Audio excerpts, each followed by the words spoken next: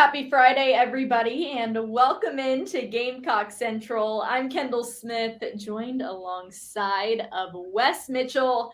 Wes, Colin's going to start to get a little jealous because I've been doing a lot of videos with you recently, but we're back for one of our most beloved series here on Gamecock Central. It is the recruiting rundown, and we've got a lot to get to today because tonight the Gamecocks are hosting their last cookout of the summer for recruits, and they've got a couple of big names coming in, including five-star edge in the class of 2024, Dylan Stewart. Now, Wes, we know it's been a little bit of a slow month for the Gamecocks, but big night tonight and maybe an opportunity to turn some things around. So, who are some of those guys that are coming out to the cookout besides the obvious and Dylan Stewart, who I just said?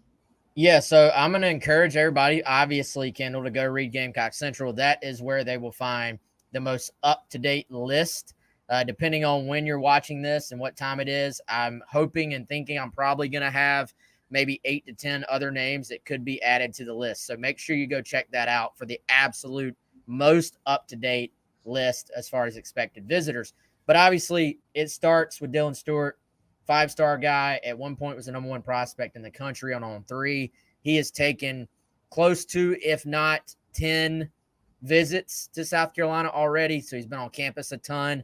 This could be the last visit he takes before he makes his decision. He does not have a decision date locked in, but we continue to hear it'll probably be by the end of the summer. So, we've talked about July. Would July be a big month?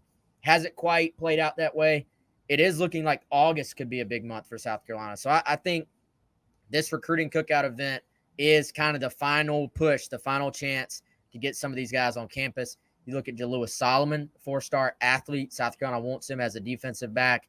It's been a back-and-forth battle. South Carolina involved, Florida State heavily involved, Auburn involved a little bit as well. They're kind of the dark horse here. We can get into some of the underclassmen here in a second, but as far as the 2024s go, the guys who are rising seniors, the guys who are going to be making decisions soon, those are, at least right now, as far as we know, the couple of guys to keep an eye on. And then there's going to be some committed guys that'll be rolling through as well. Well, Wes, you just said it there. We thought July would be a bigger month for South Carolina than it has been. And I know a lot of the fan base is kind of worried about the fact, maybe you could use that term, that July wasn't as poppin' as we thought it might be. So, in your eyes as a recruiting insider, do you have a level of concern right now because South Carolina hasn't had those welcome home tweets that we were seeing rolling in a little bit earlier in the year?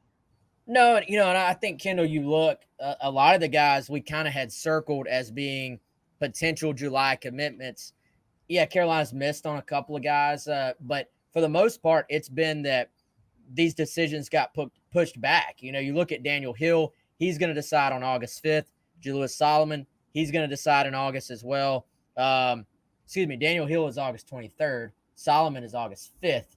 Make sure we get that right. But Dylan Stewart, going back to him, there was a thought, hey, he might commit in July. Now, that could be in August. So for the most part, some of these final targets just have not decided yet. And, you look at a guy like Jonathan Paylor, he'll decide in August.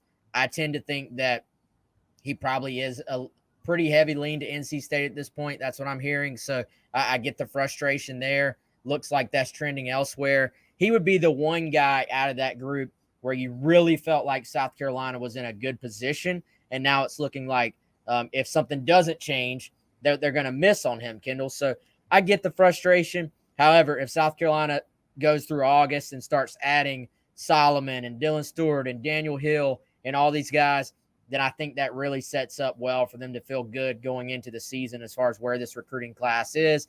And then you can kind of take an assessment of what your new needs are, how you feel going into this final stage of the process. But I would look at a guy maybe casual recruiting fans haven't talked about as much, Zymarian Lang, who is a wide receiver DB out of Florida. He's going to make his decision on July 30th. All of a sudden, looks like South Carolina probably has the edge there. Not quite as well known as some of these other guys, but that could be an opportunity for South Carolina to add another welcome home and really start to kind of cap off this month and roll into the next one. Well, we've said his name already 100 times on this show, and we've said it 100 times before, but let's really dive into Dylan Stewart here. Like you said, the thought is that he may make that decision before the end of summer.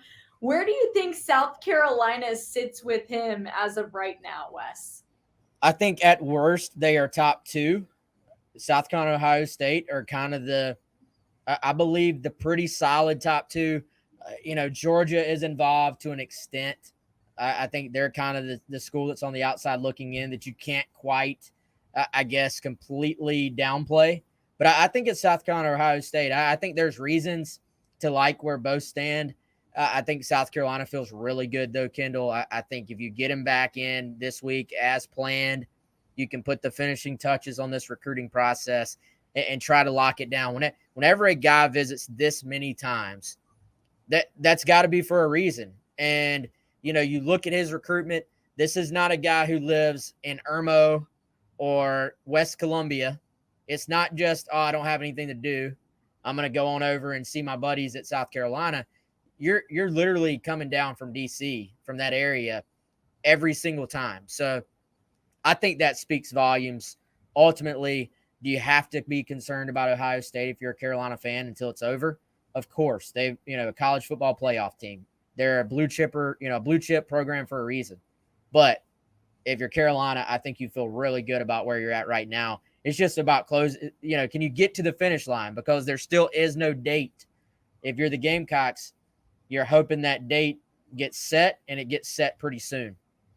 Well, South Carolina had pretty good luck with their last 5-star commit from the DMV and Nick Harbor. We remember that whole story. It feels like so long ago, but it wasn't even a year ago. We haven't even seen Nick Harbor play for the Gamecocks yet, but obviously they've had some really, really good players come out of that DMV area. And of course, Dylan Stewart would be another if he does happen to come to South Carolina. But we will always keep you posted on GamecockCentral.com. Again, that cookout is tonight. It's the last one of the summer, and then we'll go back into the dead period on the 1st of August. But when we get back into the dead period on the 1st of August, then preseason camp starts.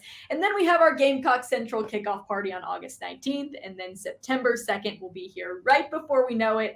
South Carolina's season opener against North Carolina in Charlotte. And if you haven't already, be sure to watch our reaction video to College Game Day coming to the Queen City for that game. It's going to be a great time. We're getting into that busy season, Wes. I swear it never feels like it slows down really, but things start to get really busy come the end of July, beginning of August, and into the season. So just hang in there and try to get some sleep because you're doing a great job.